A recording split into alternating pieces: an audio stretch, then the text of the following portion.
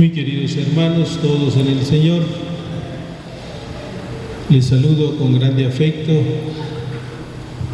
Saludo a mis hermanos sacerdotes.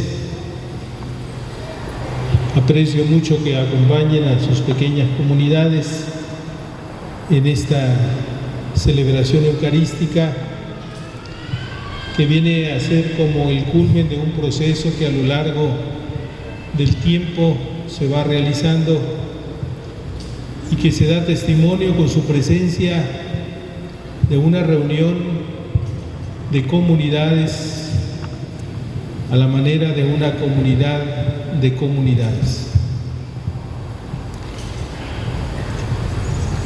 Creo que en un evento como este y en cualquier congreso o encuentro deberían asistir solamente, o deberíamos asistir apoyados por la pequeña comunidad. Herodes admiraba mucho a Juan el Bautista, pero nomás lo admiraba y estaba solo, y él solo tomaba las decisiones, lógicamente influidas con gente tan nefasta como su mujer Herodías, pero estaba solo. Esta es la diferencia entre el rey y Juan el Bautista. Juan el Bautista no estaba solo. Al final, después de ser martirizado y degollado, el cuerpo de Juan el Bautista lo tomaron sus discípulos, porque la pequeña comunidad de Juan el Bautista era de discípulos, y así tiene que ser la pequeña comunidad. A pesar de que tuviese pues el encargo de Dios de precursor, Juan el Bautista era un discípulo más en esa comunidad que integraba y que ahora de muerto también lo recoge. Al celebrar hoy el martirio de Juan el Bautista, creo que es una oportunidad para reflexionar el cómo fortalecer nuestra pequeña comunidad. Y sin duda, el poder mirar y admirar la figura de Juan el Bautista, viendo la misión que tenía y valorando ese temple, esa pasión al hablar del Mesías, y sobre todo esa perseverancia de fe aún en prisión. La pregunta lógica es: ¿de dónde le viene la fuerza a Juan el Bautista? En el caminar de la vida de un cristiano, como cada uno de nosotros, hay muchos desafíos, hay muchos obstáculos, hay traiciones, hay señalamientos, hay difamaciones, hay envidias, hay de todo. Pero también hay muchas bendiciones.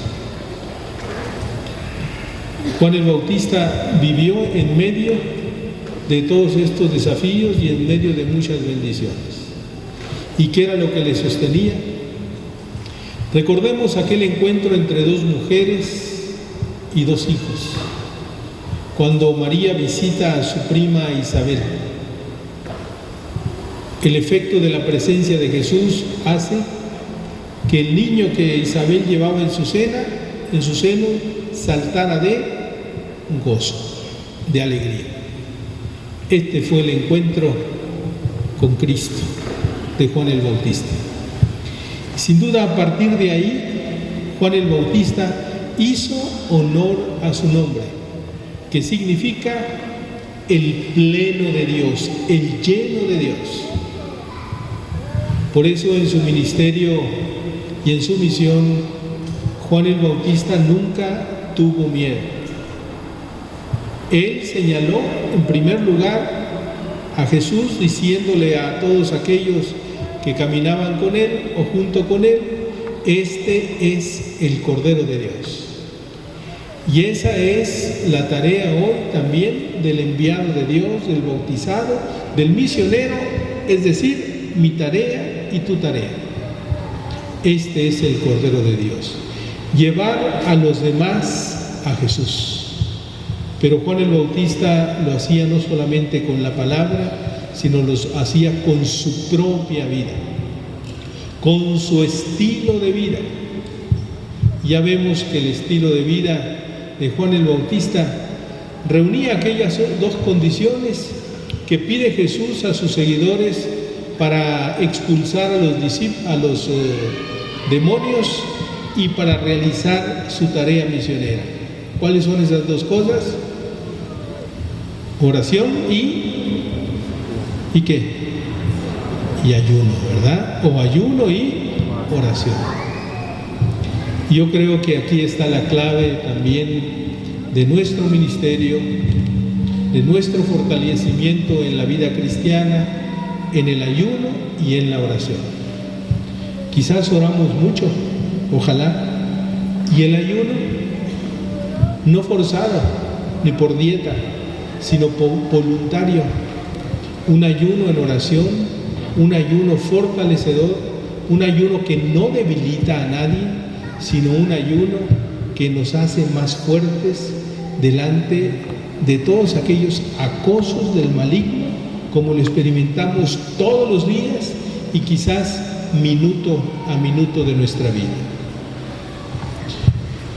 La presencia de Juan el Bautista, que significa etimológicamente el lleno de Dios, ciertamente vino a realizar una misión que Dios le había dado: presentar a Jesús.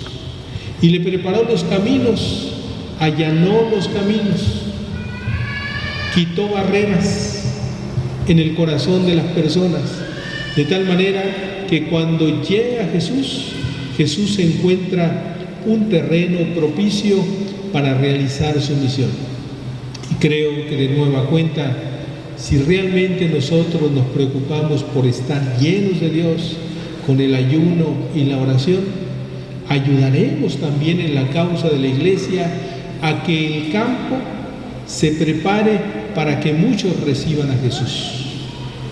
Hace unos momentos, caminando en una peregrinación, algunos me comentaban que estaban en un retiro de 200 personas en este momento y que sin duda la obra de Dios se estaba realizando por el ayuno y la oración. Y en ese momento ellos continúan sabedores de que hay muchos detrás de ellos que están pidiéndole a Dios para que cambie el corazón de cada uno de los participantes en este retiro. Hermanos, Juan el Bautista hoy aparece delante de nosotros en la liturgia de la iglesia para que nosotros lo contemplemos, pero también luchemos por imitarlo. Al final de cuentas, Juan el Bautista, en su tarea misionera, él también hace señalamientos duros al decirle al rey que está viviendo con la esposa de su hermano, y aquello provoca su muerte de manera indirecta, pero aquello es el resultado de su martirio, la causa de su martirio. Hoy le pedimos al Señor que cada uno de nosotros también, con ese espíritu martirial que debe estar siempre en nuestro corazón, tengamos la fortaleza para afrontar los desafíos que seguramente cada uno de nosotros tenemos. Y ciertamente esto se puede aligerar cuando no está solo. Creo que el camino para transformar nuestras parroquias, el camino para transformar nuestra iglesia diocesana es el camino de la evangelización, sin dejar nunca de lado la pequeña comunidad. Evangelización que no desemboque en pequeñas comunidades es una evangelización mutilada. Evangelización que no llegue a la formación y al crecimiento de pequeñas comunidades es un proceso que hay que revisar. Solamente a través de la pequeña comunidad se podrá generar esa cadena a manera de eslabones que fortalezcan el corazón de nuestra iglesia. Y sin duda el dinamismo del Espíritu Santo quiere manifestarse a través de la pequeña comunidad.